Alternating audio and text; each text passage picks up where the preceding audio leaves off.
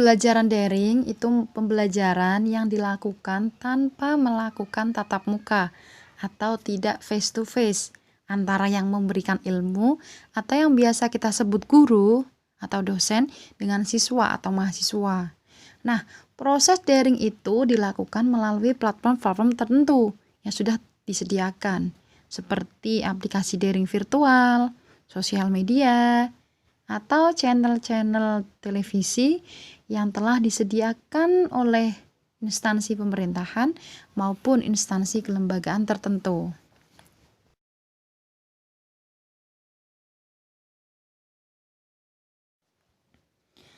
Nah, lantas bagaimana sih dengan sistemnya? Tentunya harus dikonsep sedemikian rupa dengan betul, yang tujuannya adalah untuk meningkatkan pemerataan akses terhadap pembelajaran yang bermutu kepada siswa. Ya, seperti materi tersebut harus terbuka dan dipastikan sampai kepada siswa dengan baik dan benar. Kemudian juga tentunya harus terdapat diskusi di dalamnya, baik antara pengampu kepada siswa ataupun siswa kepada guru.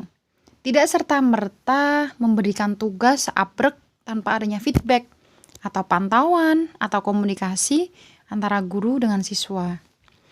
Nah, adapun bagaimana teknisnya, itu setiap lembaga atau instansi itu memiliki konsep sendiri-sendiri. Ya, tentunya saling sepakat antara siswa dengan guru tersebut. Jadi begitu.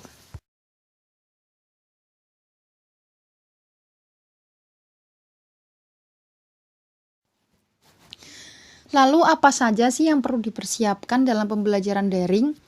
Nah, sehemat pemikiran saya itu proses daring itu tentunya harus ada 4 komponen ini nih. Di antaranya itu adalah media yang digunakan atau hardware ya. Baik itu gadget, handphone, komputer, laptop dan lain-lain. Kemudian yang kedua itu softwarenya atau aplikasi yang digunakan.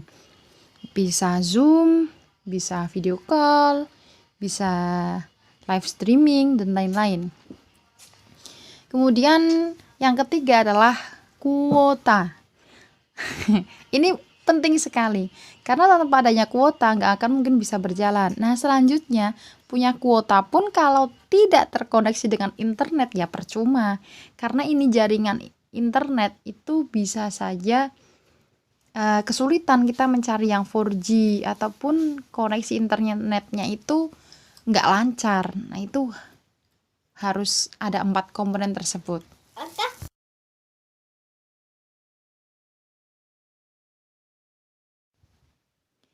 Nah, disinilah salah satu ketidakefektifan dari adanya proses daring tersebut. Nah, makanya bagi siswa maupun guru itu diharapkan untuk saling memahami satu sama lain. Ya, seperti diantaranya kendalanya adalah keterbatasan ekonomi, yang dimana setiap siswa atau guru itu ya memang diharuskan memiliki 4 komponen tersebut. Nah, akan tetapi ada di antara siswa atau guru yang belum gadgetnya ataupun media yang digunakan itu belum memadai dengan konsep daring tersebut. Atau juga yang letak geografis rumahnya atau keberadaannya itu tidak memenuhi adanya koneksi internet, jaringan internet itu secara lancar. Itu juga bisa jadi kendala. Nah, lantas bagaimana dengan solusinya? Ya, di antaranya itu guru tentunya harus mendata siapa saja siswa-siswa yang keterbatasan akan demikian. Jadi, perlu privat tambahan bisa ditemui oleh dosen atau guru jika memang tempatnya memenuhi ataupun memberikan pembelajaran lain yang tidak seperti teman-temannya atau tidak seperti siswa-siswa yang lain, meski tidak setiap hari. Peran kita semua, terutama orang tua. Orang tua jelas garda terdepan dalam memantau ilmu yang bisa dicerna baik oleh sang anak. Dengan keterbatasan yang ada, orang tua tidak benar-benar menyerahkan semuanya pada guru, seperti yang sudah-sudah. Makanya pandemi ini selain musibah, juga pelajaran berharga bagi kita semua, terutama orang tua. Karena apa? Yaitu karena orang tua untuk mendidik dan mengikuti proses dari pertumbuhan sang anak.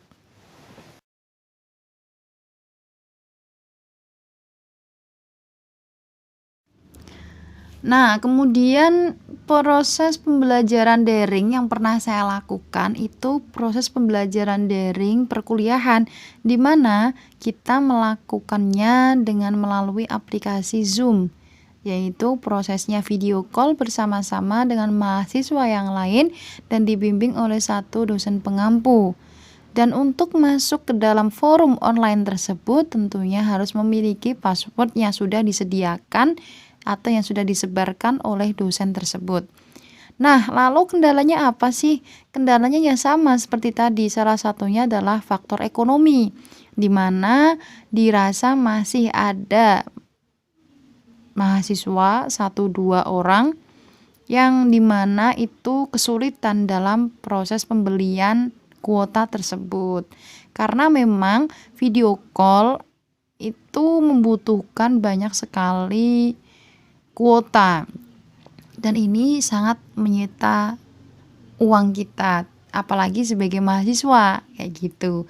Nah, kemudian itu kondisi kendala yang selanjutnya adalah ketika masih ada 1-2 mahasiswa yang itu wilayahnya belum sama sekali terkoneksi dengan jaringan 4G. Nah, ini salah satu kesulitannya lagi. Jadi mahasiswa-mahasiswa yang seperti itu atau siswa-siswa yang seperti itu harus take down, tidak mengikuti proses pembelajaran daring secara online bersama dengan dosen atau guru. Akhirnya mereka dituntut untuk lebih peka pada informasi atau pengetahuan-pengetahuan lain yang bisa dicari atau dijangkau secara mandiri tanpa adanya dosen atau guru. Jadi begitu kendalanya. Itu terkait dengan waktu pembelajaran.